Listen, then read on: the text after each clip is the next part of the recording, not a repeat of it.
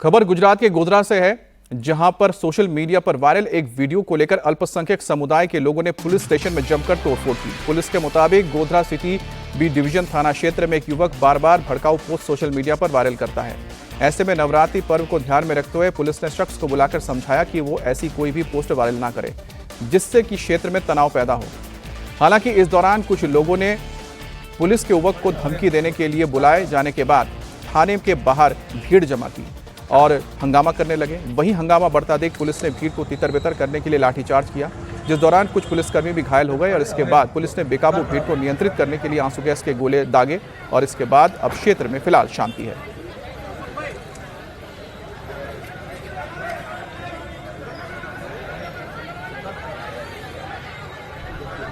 Godhra town के B division police station में एक व्यक्ति रहता है जो बार बार सोशल मीडिया में पोस्ट वायरल करता है। तो अभी नवरात्रि का त्यौहार आ रहा है तो पुलिस ने उनको समझाने के लिए यहाँ पर बुलाया कि भाई तू ऐसी कोई पोस्ट वायरल मत करना ताकि जो लॉ एंड ऑर्डर की जो सिचुएशन है उनको इफेक्ट करे। तो बाहर जाके गैरसमझ ऐसी हुई कि पुलिस ने उनको एक पर्टिकुलर कोई पोस्ट लेके वो खड़ा रहा था उसी के लिए धमकाया। तो जो लोग थे वो टोला थोड़ा यहाँ पर आ गया। आने के बाद वो उस किराट में आया तो पुलिस ने उनको अलग करने के लिए उनके पर थोड़ा उनको बिखरने के लिए लाठीचार्ज किया। अभी स्थिति नॉर्मल है। उनके जो धार्मिक जो इनके मौलाना जी है सब यहाँ पर आए हुए हैं, उनके साथ हमारी चर्चा हुई है कि भाई वो भी लोगों को बोलेंगे कि भाई लोगों को उश्केराट करने की कोई ज़रूरत नहीं है। इवन हमने और उन लोगों ने साथ में मिलके जो बाजार है उसमें जाके फुट पेट्रोलिंग भी कर लिया है। तो हमारी जो यहाँ गोधरा की स्थिति है सामान्य है, सब बिजनेस वगैरह भी यहाँ पर अभी चालू है। खबर गुजरात के वडोदरा से, जहां पर कुछ लोगों ने दो समुदायों के बीच टेंशन पैदा करने के लिए माहौल बिगाड़ने की कोशिश की। मामला वडोदरा के संवेदनशील इलाके माने जाने वाले जूनीगढ़ी की है, जहां पर पथराव की घटना हुई है। सोशल मीडिया पर एक विवादित पोस्ट के बाद एक समुदाय विशेष के लोग सिटी पुलिस स्टेशन पहुंच गए, सड़क जाम कर नारेबाजी करने लगे। घटना की गंभीरता को देखते हुए पुलिस के आला ऑफिसर मौके पर पहुंचे। खुद वडोदरा शहर पुलिस के additional police commissioner doctor Leena Patil भी मौके पर पहुंची और लोगों से बातचीत कर हालात को कंट्रोल में किया।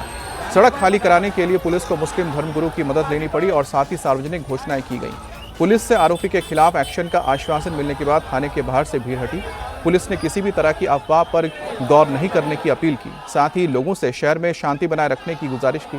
फिलहाल शहर में टेंशन को देखते हुए भारी संख्या में पुलिस बल तैनात किया गया है।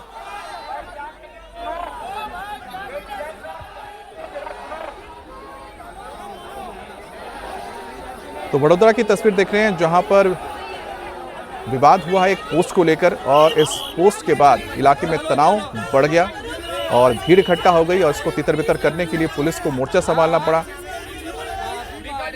काफी समझाने के बाद आखिरकार ये भीड़ फिर हटी, तितर-बितर हुई।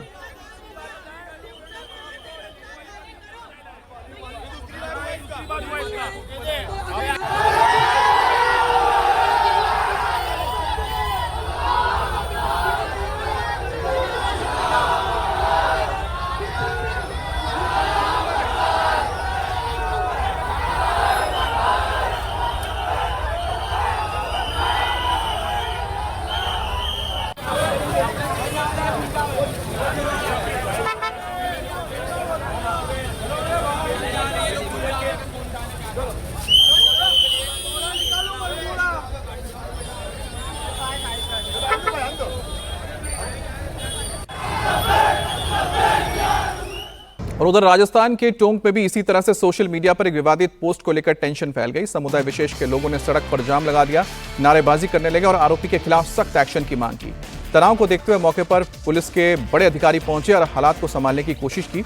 लोगों की शिकायत पर पुलिस ने आरोपी के खिलाफ एक्शन का भरोसा दिया है, जिसके बाद लोग शांत हुए।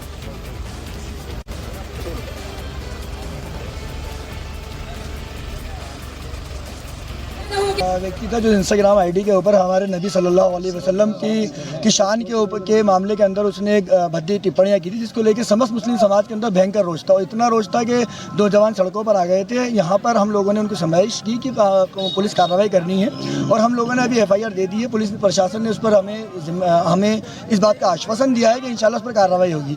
तो यहाँ पर हमने लोगों को समझाया है। मेरे साथ यहाँ पर शहर के सभी जिम्मेदार मौजूद थे, कादिर मौजूद थे, मुफ्ती आदिल भाई मौजूद थे, जिन लोगों ने हम लोगों ने समझाइश की है और हम लोगों ने पुलिस प्रशासन से मांग की है कि उस मरदूद की फौरन गिरफ्तारी होना चाहिए। अगर गिरफ्तारी नहीं होती तो इंशाल्लाह शहर के अंदर प्रशासन ने पूरी मुस्तैदी के साथ इस काम को संभाला है और FIR मेरे हाथ में है। इस पर दस्तखत मैंने कर दिए हैं। प्रशासन इसको ये पुलिस के जो जिम्मेदारान हैं उनको ये हम देने आए हैं। और अगर कार्रवाई इस सिलसिले में उम्मीद है कि अच्छी कार्रवाई होगी, नहीं होती है तो हमें आप इनसे मीडिया के सामने ये वादा लीजिए कि ये सख्त कार्रवाई से। टोंक में बहीर एक जगह है जहाँ पर काफ़ी संख्या में लोग इकट्ठे हुए थे कि भाई कोई उनके धर्म के संबंध में कोई टिप्पणी किसी ने की है ना। इस बात को लेकर वो इकट्ठा हुए थे, उनमें रोष था, तो यहाँ पुलिस ज़ाब्ता आ गया था और उनको यहाँ से मौके से साइड में हटा दिया गया है। अब इस तरीके की कोई टिप्पणी अभी तक सोशल मीडिया पे या इन किसी के द्वारा हमें पेश नहीं की गई है कि भाई क्या टिप्पणी की गई है। इनका रोष जो है वो किस बात पर रोष है। आपका रोष जायज़, अगर मान लो कोई बात किसी ने कही है, गलत कही है, तो आप बताइए। तो अभी तक किसी ने कोई इस तरह की टिप्पणी हमारे सामने पेश नहीं की है। ये इस संबंध में कोई रिपोर्ट देना चाह रहे हैं, रिपोर्ट अगर देंगे उस पर जो भी लीगल एक्शन उस पर लिया जाएगा और सख्त एक्शन लिया जाएगा। क्या किस तरीके की समझाइश की गई लोगों से? भाई समझाइश ये की गई कि भाई आप कोई भी व्यक्ति किसी भी अफवाह पे कोई ध्यान न दे। यदि आपके पास में कोई तथ्य है, कोई बात है, आपको कोई समस्या है कि भाई इस तरीके की बात, गलत बात कही गई है, तो वो पुलिस प्रशासन को बताए। हम आपके साथ हैं, आपकी हर बात जो जायज़ बात है आपकी मानी जाएगी, लीगल एक्शन लिया जाएगा, लेकिन आप हमें उस संबंध में अवगत कराएं कि भाई आपकी ये परेशानी है। और बड़ी खबर मणिपुर से, जहां पर शांति बहाली की कोशिश के बीच असम राइफल्स के काफिले पर बड़ा हमला हुआ है। शुक्रवार को आतंकियों ने बिष्णुपुर में घात लगाकर असम राइफल्स के काफिले को निशाना बनाया। इस हमले में एक जेसी और एक जवान शहीद हो गए, वहीं पर 5 जवान घायल हैं जिन्हें इम्फाल के रिम्स में भर्ती किया गया है। बताया जा रहा है कि आतंकी सफेद रंग की वैन में आए थे और गोलियां बरसाकर मौके से फरार हो गए। पूर्व मुख्यमंत्री एन बीरेन सिंह ने अस्पताल में जाकर घायल जवानों से मुलाकात की है और बाद में घटना पर शोक जताते हुए उन्होंने शहीदों को श्रद्धांजलि दी है। दोषियों को कड़ी सजा देने की फिलहाल मांग भी की जा रही है। तो मणिपुर में घात लगाकर हमला किया गया। असम राइफल्स के काफिले के ऊपर घात लगाकर हमला किया, जिसमें 2 शहीद हुए हैं और जिसमें एक जेसीओ है और एक सिपाही है, जिनमें आप देख सकते हैं नायब सूबेदार श्याम गुरुंग 33 असम राइफल्स के हैं। उसके अलावा राइफलमैन रंजीत सिंह कश्यप, ये भी 33 असम राइफल्स के थे।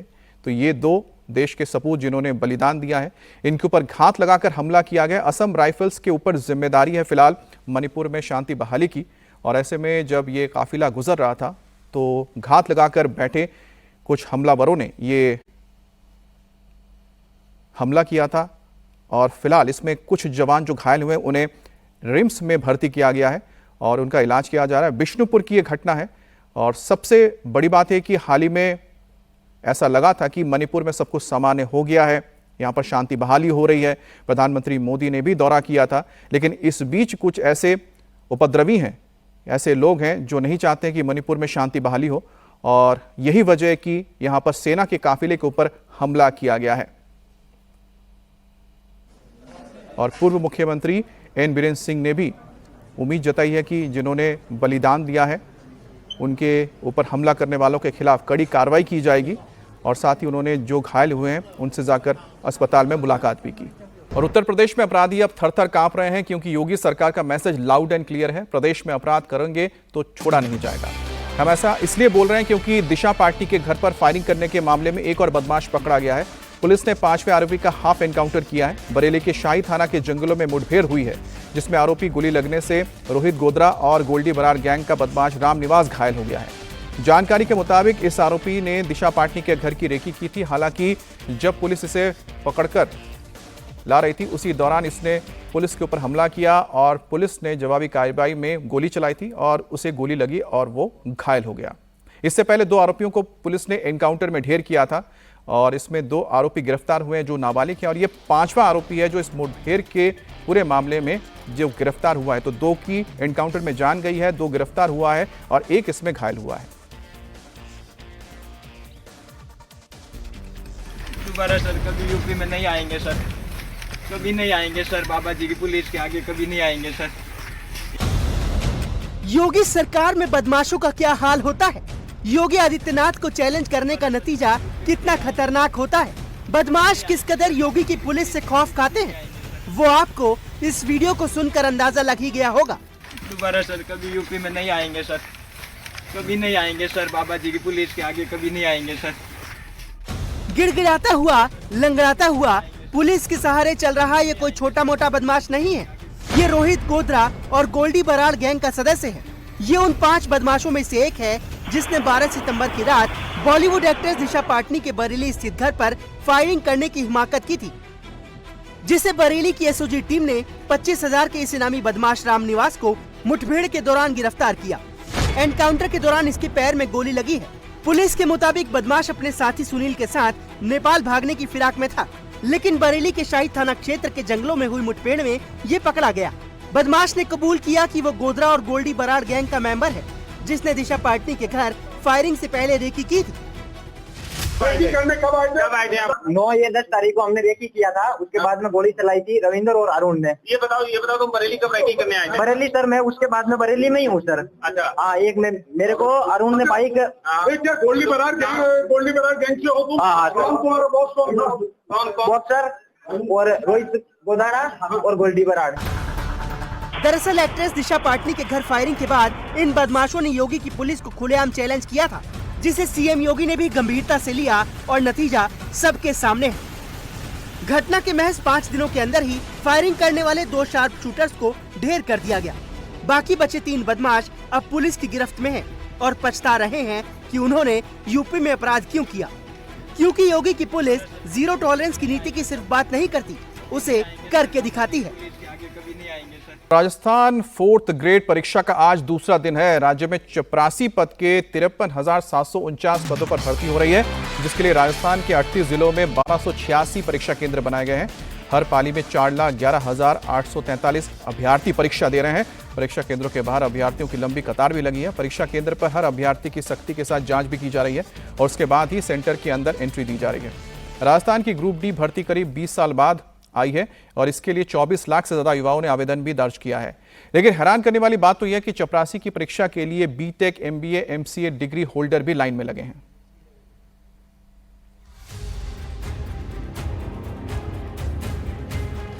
सर डॉक्टर जितेंद्र कोड़ी, पीएचडी कर रखी है मैंने। मेरा नाम जितेंद्र कुमार सैनी है। मैंने बीए कर रखी है कंप्लीट, डबल एमए कर रखा है और बीएड भी कर रखी है।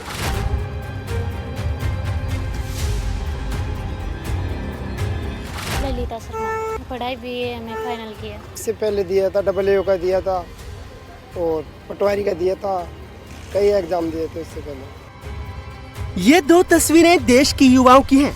पहली दिल्ली, मुंबई जैसे शहरों की, जहां आईफोन 17 खरीदने के लिए लंबी कतारें दिखाई दी, तो दूसरी तस्वीर राजस्थान की है। यहाँ भी लाइन लगी है, लेकिन आईफोन लेने की नहीं, भविष्य संवारने की। राजस्थान में ग्रेड 4 चपरासी की भर्ती के लिए लाखों युवा लाइन में लगे हैं। राजस्थान में चपरासी की परीक्षा के लिए 10वीं पास योग्यता मांगी गई थी, लेकिन हालात ऐसे हैं कि 85% ग्रेजुएट, एमएससी, बीटेक और पीएचडी डिग्री लेने वाले भी इस परीक्षा को दे रहे हैं। सर डॉक्टर जितेंद्र कोड़ी, मैंने पीएचडी कर रखी है। मैंने सारे एग्जाम दे दिए। मैंने एग्रीकल्चर ऑफिसर का दे दिया, असिस्टेंट एग्रीकल्चर ऑफिसर का दे दिया, आरपीएस में इंटरव्यू दिया, आरएस के प्री क्लियर किए, मेंस क्लियर किए, इंटरव्यू मेरा हुआ नहीं कहीं भी। अभी पटवारी के दिए हुए हैं, वीडियो के दिए हुए, सारे एग्जाम दिए हुए मैंने। जब कोई वैकेंसी आ रही है उसमें या तो सीटें कम आ रही है या फिर पेपर आउट हो जाता है या फिर नॉर्मलाइजेशन में निकाल देते हैं, तो इस चक्कर से अब मजबूरी है कि कहीं ना कहीं तो सेटल होना ही पड़ेगा ना। एक टाइम के अकॉर्डिंग फिर एज भी हो गई तो जॉब जरूरी हो गई। राजस्थान में चपरासी पद के लिए 53,749 पदों पर भर्ती हो रही है, जिसके लिए 24,76,000 युवा अपनी किस्मत आजमा रहे हैं। यानी चपरासी की एक पोस्ट के लिए 46 उम्मीदवारों में मुकाबला है। राजस्थान के 38 जिलों में चपरासी की परीक्षा के लिए 1,286 परीक्षा केंद्र बनाए गए हैं, जहां हर पाली में 4,11,843 अभ्यर्थी परीक्षा दे रहे हैं। आलम यह है कि राजस्थान में इस वक्त हर तरफ युवाओं का सैलाब दिख रहा है। परीक्षा केंद्रों के बाहर 100 से 500 मीटर तक लाइन लगी है। बस अड्डे पर भी हालात कुछ ऐसे ही हैं। यहाँ भी अभ्यर्थी बस पकड़ने के लिए लाइन में लगे हैं। कुछ ऐसे ही हालात रेलवे स्टेशन के भी हैं, जहाँ ट्रेन के इंतजार में हजारों युवा रेलवे स्टेशन के अंदर और बाहर जमे हैं। इस भीड़ को देखकर राजस्थान में बेरोजगारी का भले ही अंदाजा लगाया जा सके, लेकिन चपरासी की नौकरी के लिए लाइन में लगे इन युवाओं की क्वालिफिकेशन सुनकर आप चौंक जाएंगे। कतार में खड़े इन युवाओं में कोई एमबीए पास है, किसी ने बीएड किया है तो कोई एमएससी पास है। कुछ तो ऐसे हैं जो बीटेक करके सरकारी दफ्तरों में अफसरों और बाबुओं को पानी पिलाने और फाइल पहुंचाने के लिए भी तैयार हैं। हम बीएससी एमएससी कर लिया एग्रीकल्चर से। इससे पहले दिया था डबल का दिया था और पटवारी का दिया था, कई एग्ज़ाम दिए थे उससे पहले। मजबूरी है, बेरोजगारी इतनी है। और अभी चतुर्थ श्रेणी कर्मचारी का एग्ज़ाम देने आया हूँ। तो सर ऐसे तो पहले बेरोजगारी दूर हो जाए, उसके बाद में और एग्ज़ाम की तैयारी देख लेंगे। चपरासी की नौकरी की इस परीक्षा में कुछ तो ऐसे भी हैं जिन्होंने सालों तक सरहद पर देश की सेवा की है और अब सरकारी दफ्तरों और स्कूलों में चाय पानी परोसने और फाइलें ढोने के लिए चपरासी बनना चाहते हैं। अब इसे मजबूरी कहें या जरूरत। मेरा नाम ओम प्रकाश, मैं सीकर राजस्थान से हूँ सर। मैं आर्मी से रिटायर एक्स पर्सन, तो इसी में भी ट्राई करते हैं जहाँ तक हो सके किसी न किसी जॉब में दोबारा। राजस्थान में पढ़े लिखे युवाओं में बेरोजगारी की सबसे बड़ी वजह पेपर लीक है। वसुंधरा राजे और अशोक गहलोत सरकार में 30 से ज्यादा परीक्षाओं में पेपर लीक हुए।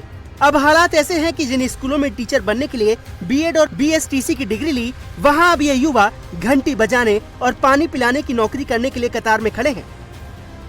मेरा नाम जितेंद्र कुमार सैनी है। मैंने बीए कर रखी है कंप्लीट, AA कर रखा है और बीएड भी कर रखी है।